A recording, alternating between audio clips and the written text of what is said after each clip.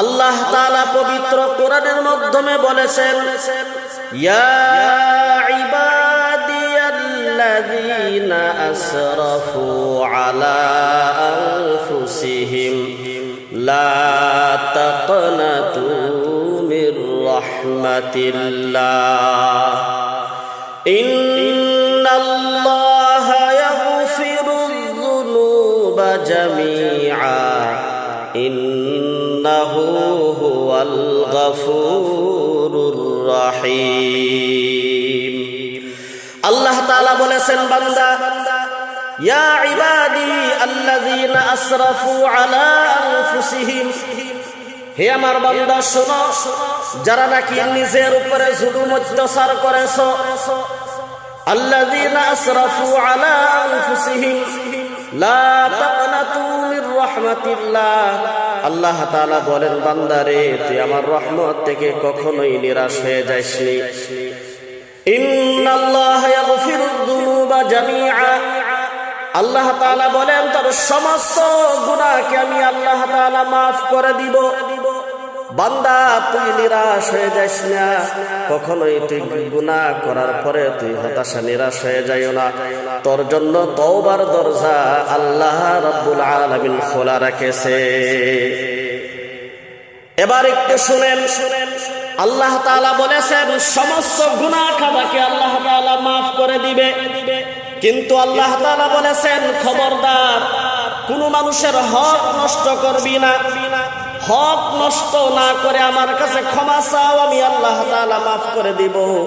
বান্দার হক নষ্ট করার পর আমি আল্লাহর কাছে একবার নয়, দুইবার নয়, 1000 বার ক্ষমা চাইলেও আমি আল্লাহ তাকে মাফ করব না। বান্দা যদি বান্দার হক নষ্ট করার পরে আল্লাহর কাছে ক্ষমা চাই, আল্লাহ বলে আমি ক্ষমা করব না। একবার নয়, 1000 বার ক্ষমা চাওয়ার পরে আল্লাহ তাআলা ক্ষমা করবে না। বান্দার হক নষ্ট করা বহুত বড় একটি গুনাহ। মানুষে কিন্তু এই গুনাহকে গুনাহ মনে করে না। একজনের মাটির সাথে আরেকজনের মাটি আছে, তার নামের মাধ্যমে মনে করেন 5 কাঠা জমি আছে, সে আবার চতুর্দিক দিক মিলায়া 1 কাঠা জমিন বা 10 লুসা জমিন বেশি খাইতেছে। সে জানে আমার মাত্র 1 বিঘা অথবা 5 কাঠা জমি আছে, এই জমিনের মাধ্যমে 10 লুসা জমি বেশি আছে, এরপরেও অন্য মানুষের জমিকে ফিরায় দেয় না। মাথার মাধ্যমে টুপি লাগায়া, গায়ে জুব্বা, আবার মাঝে মাঝে জুমার দিন আসলে পাগড়ি মাথায় দিয়ে বলে সুন্নাত আদায় করি। দেখতে বড় হুজুরের মতন দেখা যায়, বড় আল্লাহর ওলির মতন দেখা যায়, কিন্তু মানুষের হক নষ্ট করতেছে। এইটা গুনাহকে গুনাহ মনে করে না। আল্লাহ তাআলা বলেন, যতই সিজদা দিয়ে আমাকে, যতই আমার কাছে ক্ষমা চা, মাফ চা, বান্দার হক নষ্ট করার পরে আমার কাছে ক্ষমা চাইবে, আমি ক্ষমা করব না। এবার একটু খেয়াল করেন, বান্দা যখন হজ করার জন্য যায়, বাইতুল্লাহ শরীফের মাধ্যমে হাজরে আসওয়াদ পাথরের মাধ্যমে যখন চুমা দেয়, জান্নাতি পাথর, ওই পাথরের মাধ্যমে চুমা দেওয়ার সাথে সাথে আল্লাহ তাআলা বলেন, বান্দার গুনাহগুলো পাথরে টাইনা টাইনা নিয়ে পরিষ্কার করে দেয়। আল্লাহ তাআলা বলেন, এত একটি দামি বড় সম্পদ, কিন্তু যে যে মানুষের হক নষ্ট করে বান্দা হজের জন্য রওনা দেয়, আমি আল্লাহ তাআলা মানুষের হক নষ্ট কইরা ওই হাজরে আসওয়াদ পাথরের মাধ্যমে চুম্বন করলেও, চুমা দিলেও ওই পাথর গুনাহগুলো টাইনা নেয় না। পাথরেও তাকে লানত দেয়। বান্দার হক নষ্ট করে আইছে এখন ক্ষমা চাইতে। আরাফাতের ময়দানে হাজী সাহেবরা যখন আরাফাতের ময়দানে হাজির হয়ে যায়, ওই জমিনের মাধ্যমে যখন যায়, আরাফাতের মাঠের মাধ্যমে আল্লাহ তাআলা সকল হাজীদেরকে মাফ করে দেয়। কিন্তু যে মানুষটা বান্দার হক নষ্ট করে আরাফার ময়দানে হাজির হয়েছে, আল্লাহ তাআলা বলেন, যারা যারা বান্দার হক নষ্ট করে আরাফাতের ময়দানে হাজির দিয়েছে, আমি আল্লাহ তাআলা ওই মানুষটি বাদ দিয়া সকল হাজীদেরকে মাফ করে দিলাম। কিন্তু যে বান্দার হক নষ্ট করেছে, ওর গুনাহ আমি আল্লাহ তাআলা ক্ষমা করব না। অনেক বড় কথা, কিন্তু মানুষে এটাকে গুনাহ গুনাহ মনে করে না।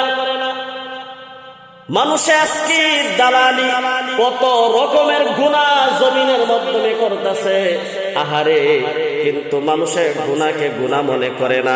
কি দরকার আছে? আমার নামে জমি আছে 2 কাঠা, 5 কাঠা খাওয়ার আমার কি দরকারটা আছে?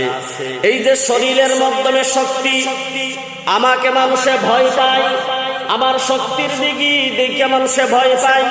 শরীরের রক্ত আমার বেশি গরম, আমার অনেক ধন সম্পদ আছে, ধন সম্পদ দেখে মানুষে ভয় পায়, আমার সম্মুখে কথা বলতে পারে না। বন্ধুগণ, একটু খেয়াল করেন, এই শরীরের শক্তি আপনার সব সময় থাকবে না। যেই শরীর দিয়ে আপনি পাওয়ার দেখান, এই শরীরটা যখন আপনার ওই নিঃশ্বাসটা বন্ধ হয়ে যাবে, চোখ 2টা বন্ধ হয়ে যাবে, যখন আপনি দুনিয়ার থেকে বিদায় হয়ে যাবেন, মাটির নিচে দাফন করে আসবে, যে শরীরে শক্তি দেখাইতেন, বল দেখাইতেন, ওই শরীরটা 2 দিন পরে কিরামা করে খায়া ফালাইবে, পয়সা গন্ধ ছড়বে। যেই ধন সম্পদ আপনি এই জমিনের মাধ্যমে জমা করছিলেন, এই ধন সম্পদ গুলো ছেলে মেয়েরা ওই ধন সম্পদ গুলি দেশ আরাম করবে, দুনিয়ার মাধ্যমে গুনাহ কামাই করবে। তুমি যে ধন সম্পদ জমা করে হারাম ভাবে যে সম্পদকে জমা করেছো, এই হারাম সম্পদ একদিন না একদিন ফুরায়া যাবে, শেষ হয়ে যাবে, থাকবে না। হারামের মাধ্যমে বরকত নাই। আপনি বেঈমানি করে ধন সম্পদ জমা করেন, এই সম্পদ থাকবে না, একদিন থাকবে না। আল্লাহ তাআলা কোনো না কোনো একটা রাস্তা দিয়ে এই সম্পদ শেষ করবে। গতিকে আল্লাহ তাআলা আমাদের সকলকে আখিরাতের চিন্তা ফিকির করার জন্য তৌফিক দান করুক। ওয়া মা তৌফিক ইল্লা বিল্লাহ।